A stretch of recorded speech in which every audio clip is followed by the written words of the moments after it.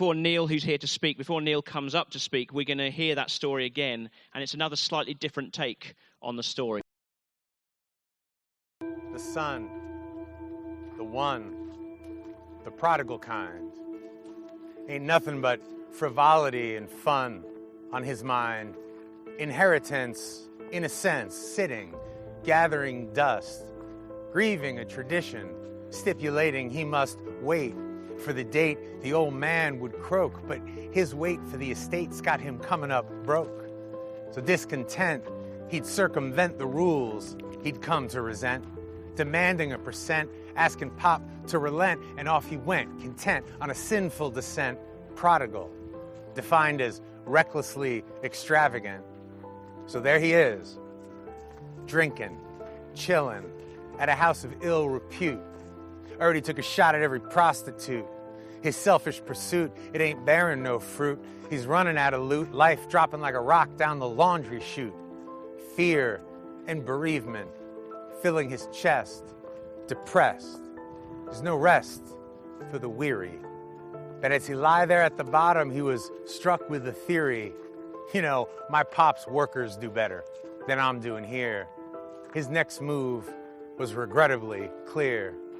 He came walking down the path back to town, slow, head hung low, full of shame, for he disgraced the family name, expecting Pop to cast righteous blame.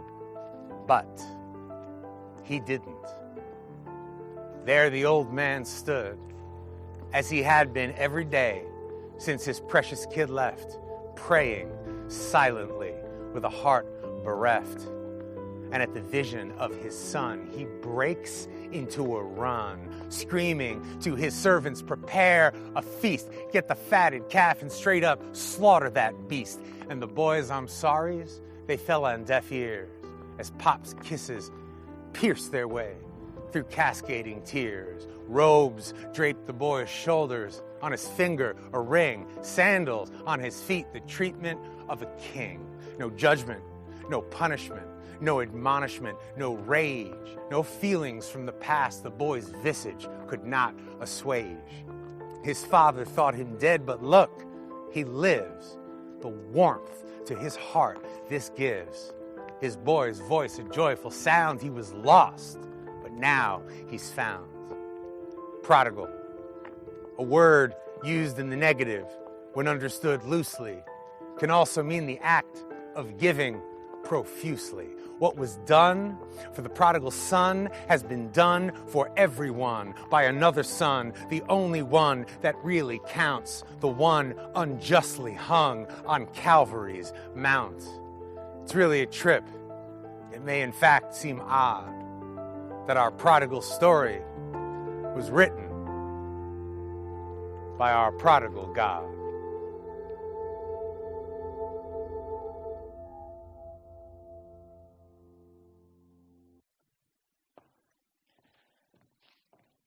Well, good morning, everybody. Great to be here and see baptisms at Hazelmere. It's absolutely terrific. I'm delighted. I'm thrilled for you all. It's really wonderful, and it was good to be up here in time to see the baptisms. So, congratulations, Hazelmere, and those being baptized, Simon and Liz. Wonderful. Praise God. Well, we're going to carry on with our Coming Home series, and as you heard through the spoken word video earlier on, and so we're going to dive in at this point. Jim and Laurie were on a luxury cruise to the Bahamas. He won the cruise for being the top producer of his company. I've chatted to the trustees and asked them, does this work for us here? And it's fallen on deaf ears. But so on the last day of the cruise, they're coming back into Florida, and it's around about waking up time, and they just docked, bam, bam, on the door, on the cabin door, and Laurie is closest to the cabin door, and she just, what's that? Opens it just a bit, and they're in. There's 6 drug enforcement agents through the door. Bulletproof vests, semi-automatics, all trained on Jim, who was sitting on the edge of his bed, just in his underwear. I mean, and all sorts of things are spinning around in his head. And they said, don't you move. You are under arrest. We have 6 warrants for your arrest in 6 states in the USA. And his head is spinning, and he says, he's thinking to himself, I know they got the wrong guy. I know they got the wrong guy, and he's trying to work out how he's going to explain it. And then into the corridor, just outside his room, come those people who also work in his company. And they're standing outside, and his boss happens to be in the room, just outside the room as he is being put under arrest for dealing in cocaine. And this is probably the worst moment of his life. You can imagine that. And Jim discovered later that he was the victim of identity theft. Somebody had acquired his credit card accounts, his social security number, and he was done. Absolutely done. And it just took him hours, absolutely hours, to convince the agents they got the wrong guy. It took him weeks to explain to his boss and co-workers in order that they could fully understand what had really happened. It took him weeks. And it took him thousands and thousands of dollars to clear his name. And that doesn't always happen either. So identity theft is not unusual. In fact, it's more prolific than it ever used to be. But just for a moment, I wonder what happens if your identity is not stolen and your identity, you just lose it on your own. I wonder what happens then. Because really that's what happened to the lost son. He loses his identity. He forgets who he is. And his life all falls apart. And that's his story. If you remember, it all started with longings. And we're going to recap. You may just come into here today, and let me just recap where we've been. People have genuine longings. They're universal longings. They're longings for love, they're longings for purpose, they're longings for meaning. These longings, depending how we go about them, can either move us towards God or they can move us away from God. Tim Keller, who's an author and a church leader in New York, he writes this about a single lady called Anna, who's desperate to have children, absolutely desperate. Eventually, she got married, and contrary to medical opinion, she was able to have 2 healthy children. Dream fulfilled. This was her ultimate fulfillment. This is what I'm all about. The problem was it wasn't. Her overpowering drive to give her children a perfect life made it absolutely impossible to enjoy them. She couldn't. Her overprotectiveness, fears, anxieties, control over every detail of her children's life ended up making the family feel utterly miserable. One child did poorly at school and showed signs of serious emotional problems, and the younger was filled with anger. Her desperate longing for the children actually ruined them, and in the same breath, ruined her too. This story, it may not be like that. It's repeated again and again in people's lives.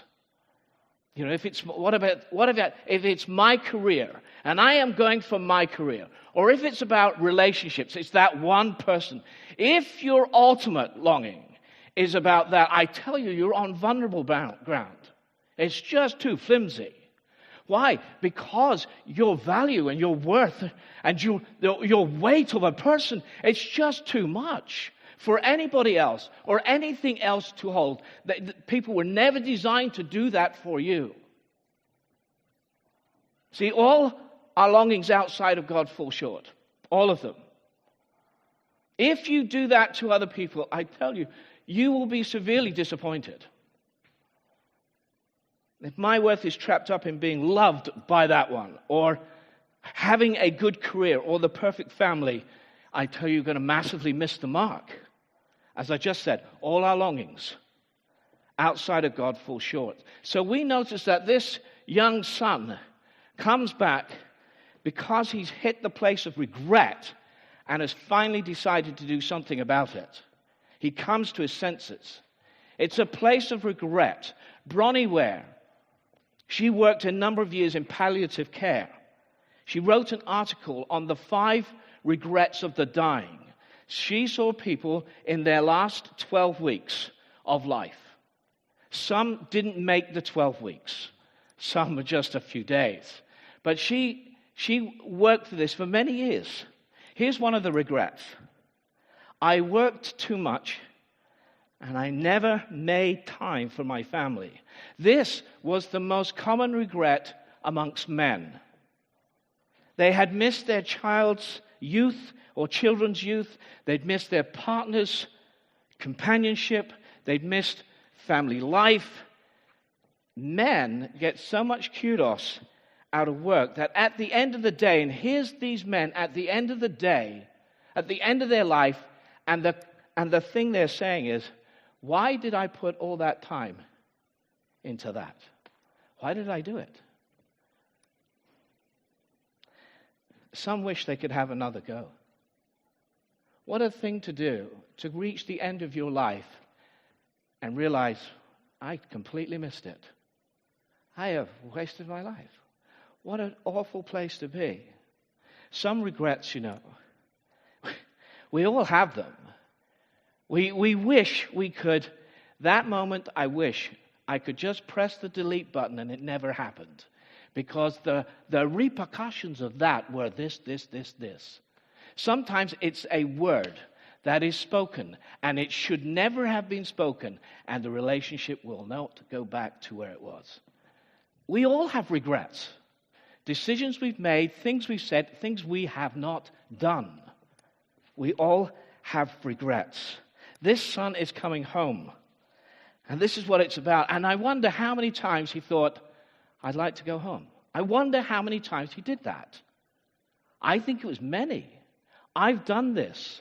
I know this man. I wear his clothes. I've done this sort of thing. And there were many times I wanted to come back. But I wanted to come back on my own terms. I wanted to make a success. I wanted to show everybody, it's all right. I could do it. And outwardly, you would have thought I was okay. But inwardly, just as empty as they come. Absolutely empty. And nothing could fill this hole. I mean, I don't know where all of you are. I don't. And that might be you. Nothing fills that hole. And then he comes to his senses, and he makes the journey home to the father he humiliated and the family and friends he utterly despised. And all he does is he asks for help. He just simply comes for help. The cure of all our yearnings, all our longings, is not to yearn for the wrong things, but to yearn for the right things. This man comes home. And home, my friends, for us, I want to tell you, it's Jesus. There is no other place to come. And in all these baptisms and their stories, I tell you, Jesus' name just keeps popping up. Ask him for help, and he comes. So today, we've heard the lost son has come home. But this is only part of the story. This journey still has a long way to go. It's true, it's a new life. He has a new life, but it doesn't mean that everything is magically fixed. Life is not like that. There's too many flawed people to make that happen, I can assure you. And even after coming home, we can forget our own identity too, having come home. That's why what happens now is so important. And let's refresh the story here. In Luke 15, the son says to his father, he says, Father, he's thought about these words. So this is his speech. Father, I have sinned against you. I am no longer worthy to be called your son. This is a key moment, my friend. It really is. He's received the kindness of his father. He's received embrace and kisses and hugs from his father. And yet his opinion of himself is still back there with the pigs and in the gutter. That's his opinion of himself. I am not worthy to be called your son. You know, sometimes the shame of the past looms over us like this dark, foreboding shadow. Shame wants us to stay back there. Shame whispers to us, you know what? You must be kidding. You? And what you did? And that thing, that particular thing, you. You're in a pipe dream. Shame makes us sit in a prison cell even though the door is open. Shame keeps us from embracing our true identity. I'm no longer worthy to be called your son. He's come home and he's saying this in spite of everything the Father has lavished on him. Shame invites us to earn our way back. Please. And this was part of his speech, but his father interrupts him. But the rest of the speech was, make me like one of your hired hands. That was the rest of the speech. In other words, I'll earn my forgiveness. I'll earn my way back. I told you I've been here. I've done this. You're going to be, if this is you, and that is the place that you're at, you're going to be doing this for the rest of your life, and you'll never do it. Don't do it. Don't go down that. This is all grace. This is all the kindness of God.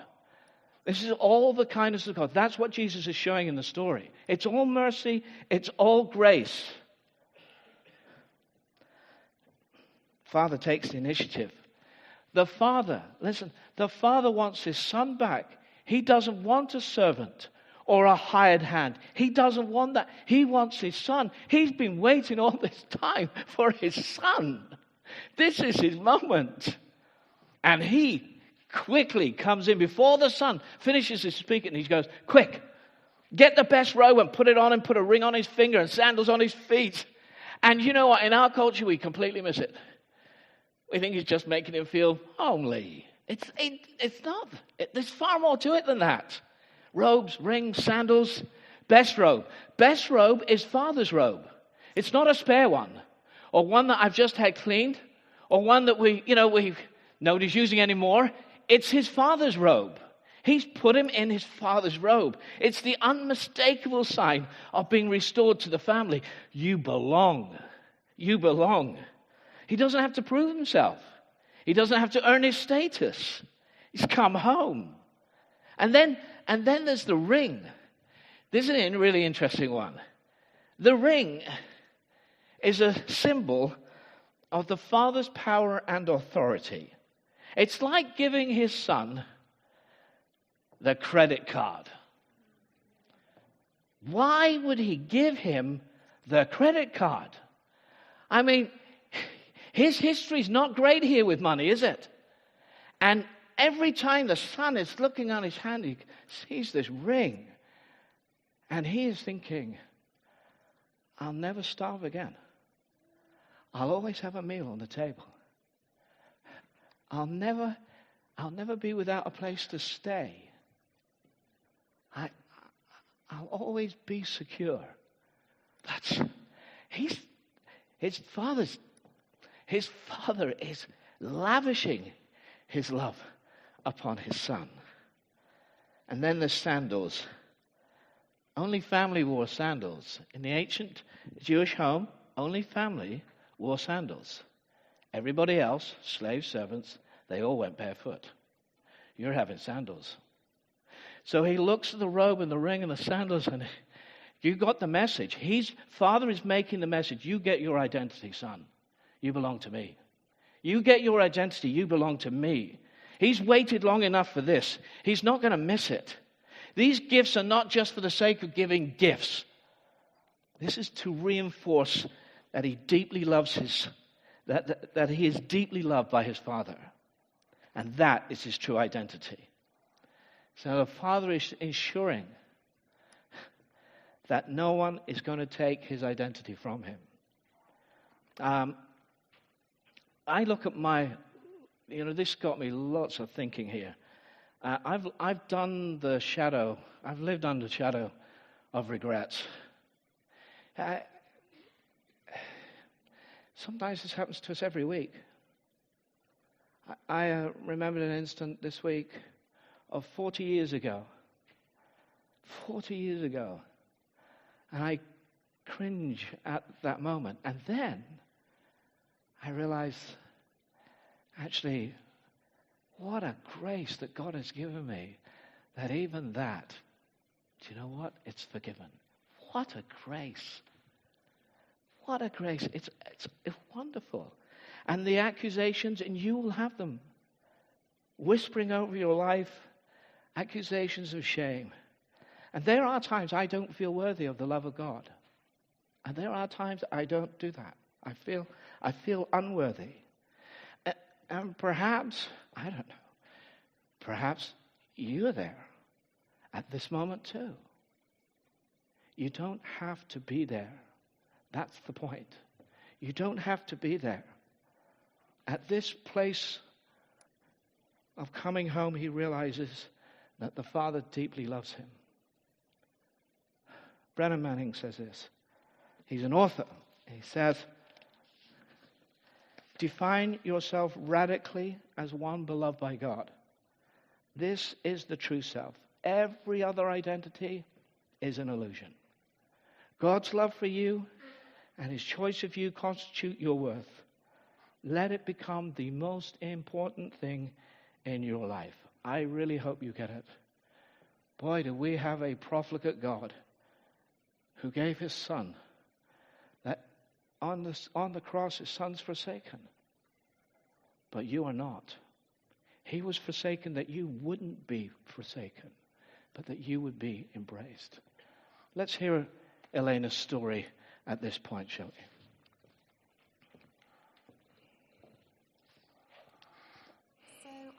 I grew up in Staffordshire. There was my brother and I, John, and Mum and Dad. Life wasn't particularly good at home.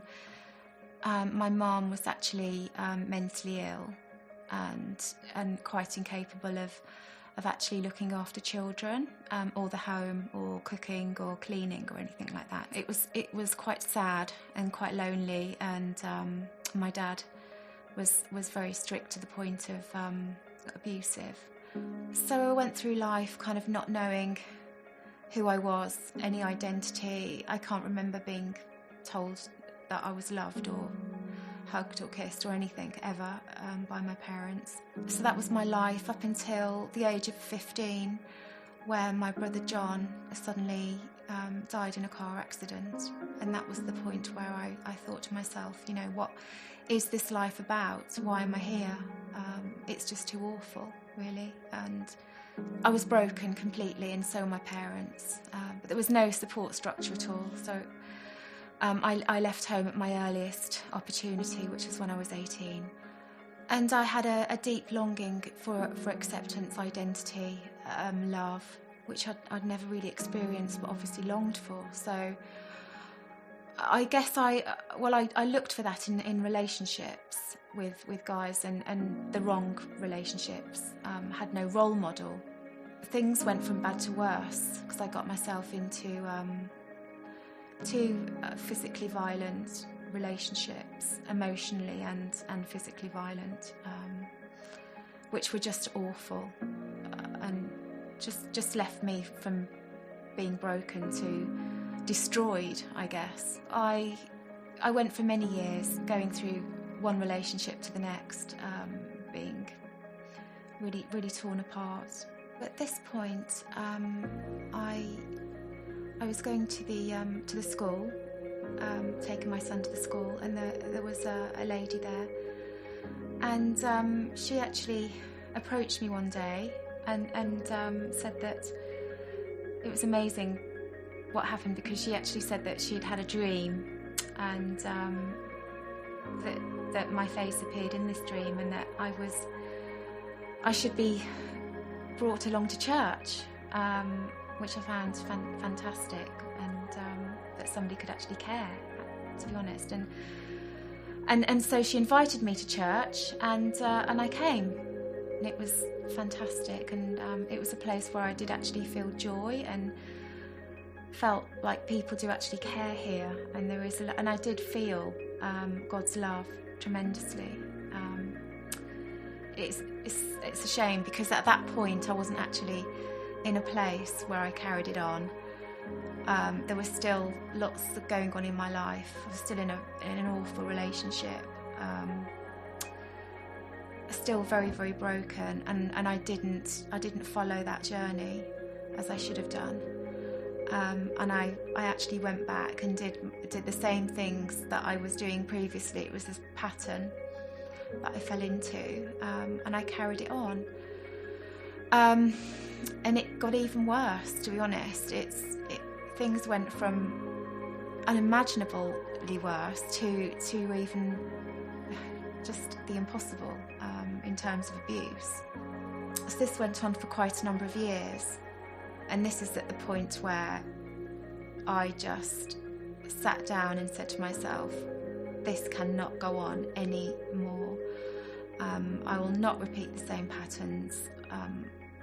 I want to know who this God is, and I have to turn my life around now. At this defining moment, I was in my bedroom and I fell to my knees and I just opened my arms and I said, Jesus, I just want you in my life, and I submit my whole life to you. And I said, not just a bit of me, Lord, just take all of me. And that was it, really. It was like a thunderbolt of lightning. Like, I actually felt like I'd come home at that point, even though I was in the house with no one around me. I felt like God had met me where I was, and that my life was now going to be better than ever. Even if it didn't change, I had God in my life going through anything and everything with me. So one of the best parts now is that longing that I had, that I looked for in the wrong relationships before, I don't have that anymore. I have a longing, but it's to know Jesus more and read his word more, and not look for that in relationships, as I just don't have that need. So now I just look to Jesus for everything, and he fulfills it. For someone who didn't really know, have any idea what home actually was, well, it was actually quite a dark and cold place to be. Now I've actually found home and everything that home should be. It's just an amazing place to be.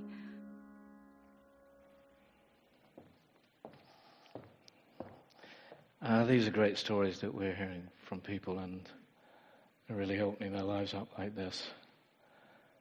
And we very much appreciate that.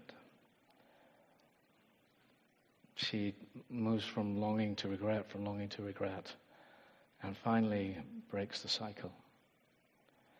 And it's at that place where she experiences the love of God. Define yourselves, my friends, as radically loved by God. Define yourself this way. Say goodbye to shame. Receive welcome home.